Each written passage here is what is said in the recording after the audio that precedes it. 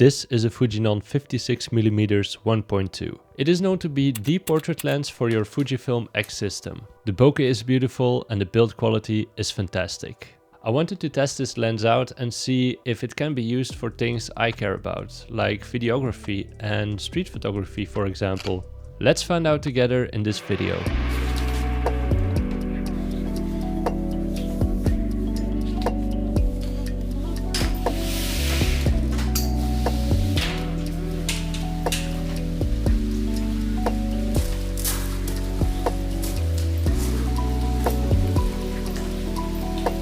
The Fujinon 56mm has two versions, the 56R and the 56WR. The WR is the second version of this lens, and the main feature is that it's weather resistant. This makes a great deal if you're shooting outside events and it starts to rain. With the first version, the one I have right here, you might get a bit worried that it might break when shooting in the rain. The 56mm is perfect for portrait photography. I don't really do this a lot, but I can imagine that the combination of the focal length and the beautiful bokeh makes a stunning portrait.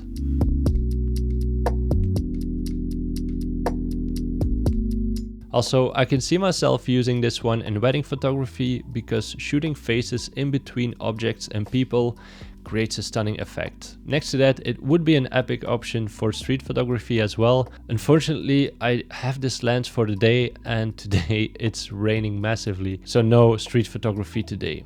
Eventually, I will test the newest version in the streets, so if you want to see that, then please hit subscribe. I did some tests with video and unfortunately this one is not stabilized. And you do notice a lot of micro jitters when filming handheld. Luckily, in your editing software like DaVinci Resolve, you have an excellent stabilizer, so this might be the fix for that. I'm used to filming with zoom lenses, so it took a bit of adaptation to find out what kind of shot I can take with this. I don't really trust the autofocus for video, but this big manual focusing ring really helps to nail your focus. The Fujinon 56mm weighs 405 grams, has a wonderful 1.2 aperture, which can be good for nightlife photography, for example. It has a 62mm filter thread and has a diameter of 73mm and a length of 70mm. It's not small, but it's not the biggest either, so it still is comfortable to wear the camera around your neck or tuck the camera with this lens away in a shoulder bag, for example.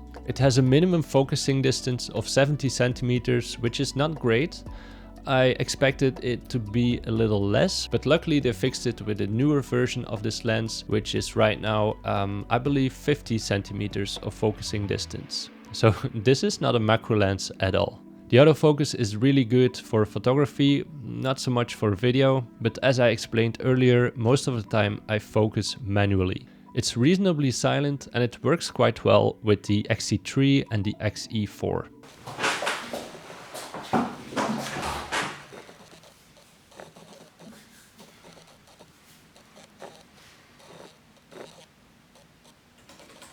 Right now, you can still find this version for around $900, but it is the same price as its newer version. So if I were you and you were going to invest in a 56mm, a brand new one, go with the newest one. Also, the fact that they introduced a new version of this lens means there are a lot of older versions available on the second-hand market. So this is not a bad deal if you want a lens that's very good, super sharp and will last a lifetime. There's no question that this is a terrific lens to have if you're looking for a nice portrait lens or something to boost up your wedding photography, then this one is the way to go.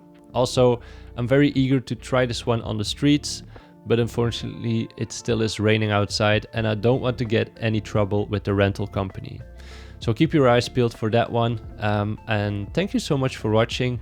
If you have any questions, please leave them in the comments. Thank you for stopping by.